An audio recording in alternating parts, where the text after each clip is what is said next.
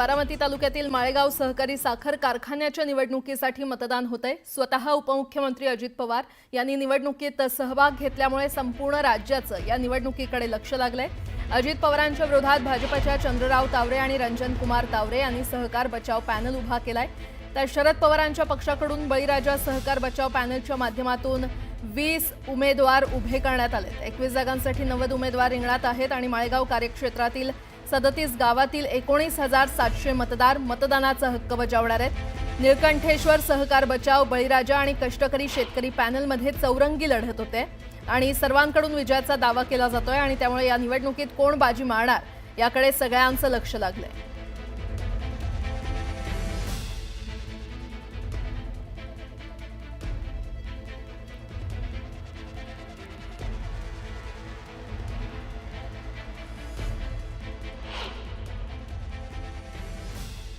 त्याला उत्तर मी देत बसत नाही। तो त्यांचा आता मी तुम्हाला उत्तर दिली, तुम्ही दुसरा विचार अजित पवार आता असं म्हणलं, तुमचं काय म्हणणं आहे? अरे तुमचं काय म्हणणं आहे? तसं माझं मत मी तुमच्या पुढे मांडलं की नाही? इतरांचं प्रत्येकाला त्यांच्या मनाला जे योग्य वाटेल ते उत्तर देण्याचा अधिकार संविधानाने दिलेला आहे। त्यांनी ते उत्तर दिलेलं आहे। मला ह्यांच्या कुणाच्याही उत्तरावर माझी नो कॉमेंट। आणि आज एक सहकार पॅनलचं इलेक्शन इथे होतंय। जे कोणी ह्याच्यात लढतायत त्या सगळ्या 80 का 90 कॅन्डिडेट्स आहेत, त्यांना सगळ्यांना शुभेच्छा। पारदर्शकपणे इलेक्शन पार पडावं आणि हे कारखाना चांगल्या पद्धतीने चालवावा एवढीच आमची अपेक्षा आहे। मला असं वाटतं कुठलाही कारखाना असेल तर त्याच्यात पारदर्शक कारभार ही एक महत्त्वाची गोष्ट असते आणि त्याच्याबरोबर हमी भाव आणि नवीन तंत्रज्ञानात होणारे बदल ते आत्मसात करून आपल्या इथे पुढे बदल घडवून माळेगाव कारखाना निवडणुकीत आता कोण बाजी मारणार याकडे सगळ्यांचं लक्ष लागलेलं आहे। अजित पवार स्वतंत्र पॅनेलसह निवडणूक रिंगणात उतरलेले आहेत आणि या संदर्भात अधिक माहिती देत आहेत आमचे प्रतिनिधी जितेंद्र जाधव आपल्यासोबत जोडले गेलेले आहेत। जितेंद्र, माळेगाव कारखाना निवडणूक आता एक प्रकारे प्रतिष्ठेची झालेली आहे, काय सध्याचे अपडेट्स?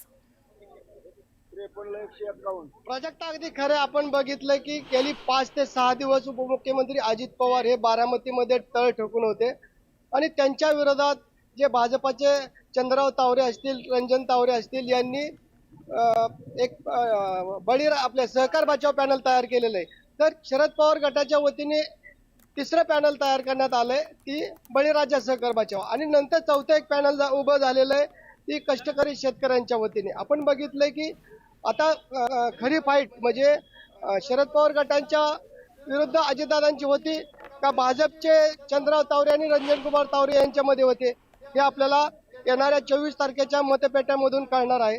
एकंदरीत आपण बघितलंय की जे शरद पवार गटाच्या वतीने देखील जे उमेदवार उभे राहिले होते त्यांच्या पाठिंबा देण्यासाठी खासदार सुप्रिया सुळे असतील, खासदार शरद पवार असतील यांनी देखील कार्यकर्त्यांना मार्गदर्शन केलं होतं। आणि आपण बघतोय की आज सकाळी बरोबर 7 वाजता अजित पवार यांनी जे वर्गामधून जे उमेदवारी अर्ज दाखल केला होता त्याकरता त्यांनी मतदान केलेले।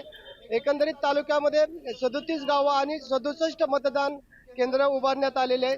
त्या ठिकाणी जवळपास 9,500 मतदार आपल्या मताचा हक्क बजावणार आहेत। मी आता बारामती शहरातील मतदान केंद्रावर आहे। आपण आपल्या प्रेक्षकांना, हे सर्व पोलिंग बूथचे कार्यकर्ते आहेत आणि या ठिकाणी आलेल्या मतदारांना आपलं मतदान कुठं असणार आहे याची माहिती घेऊन त्यांनी बरोबर मतदान ओळखपत्र आणलेलं आहे का आणि कुठल्या खोलीमध्ये त्याचं मतदान असणार आहे याची माहिती देण्यात येते। माझ्याबरोबर बारामती शहरातील व्यापारीचे माझे अध्यक्ष देखील आहेत, नरेंद्र गुजरते। आपण त्यांच्याकडून थोडासा कौल जाणून, एकंदरीत मला सांगा, बारामतीमध्ये आपण बघितलं की आतापर्यंत म्हणायचे दादा आता मुख्यमंत्र्यांच्या शर्यतीमध्ये असताना त्यांनी डायरेक्ट चेअरमन पदाचा अर्ज दाखल केलेला।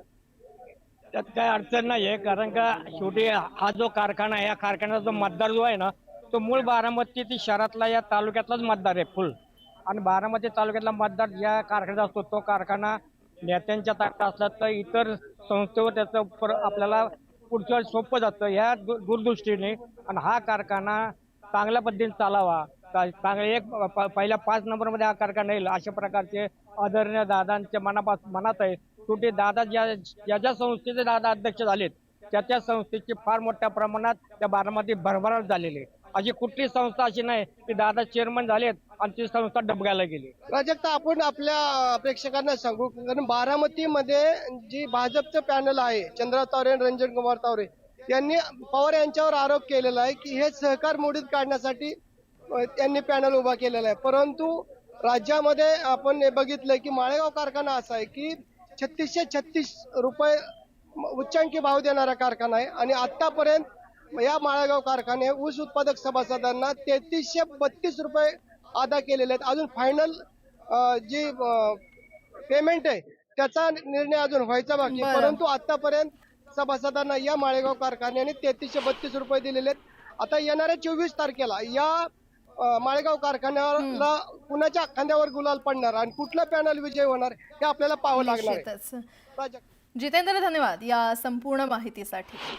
वर्धापन दिन सोहळ्यात उद्धव ठाकरेंनी एकनाथ शिंदे आणि नितेश राणेंवर जोरदार टीका केली होती आणि या टीकेनंतर आता शिंदे आणि नितेश राणे समर्थकांकडून उद्धव ठाकरेंविरोधात बॅनरबाजी करण्यात येते. पुण्यामध्ये फर्ग्युसन रोडवर उद्धव ठाकरेंना डिवचणारा बॅनर शिवसेनेनं लावलेला आहे. यामध्ये ते बोलण्यात व्यस्त आहेत आणि कामात मस्त आहेत अशी टीका करण्यात आली आहे. तर नितेश राणे समर्थकांकडून शिवसेना भवन समोर बॅनरबाजी करण्यात आली आहे. यामध्ये हिंदू धर्मरक्षक नितेश राणे असा बॅनरवर उल्लेख करण्यात आलाय. काही दिवसांपूर्वी हिंदुत्वाच्या मुद्द्यावरून उद्धव ठाकरे यांनी त्यांना डिवचलं होतं आणि उद्धव ठाकरेंच्या टीकेला बॅनरमधून प्रत्युत्तर देण्याचा राणे समर्थकांनी प्रयत्न केलाय.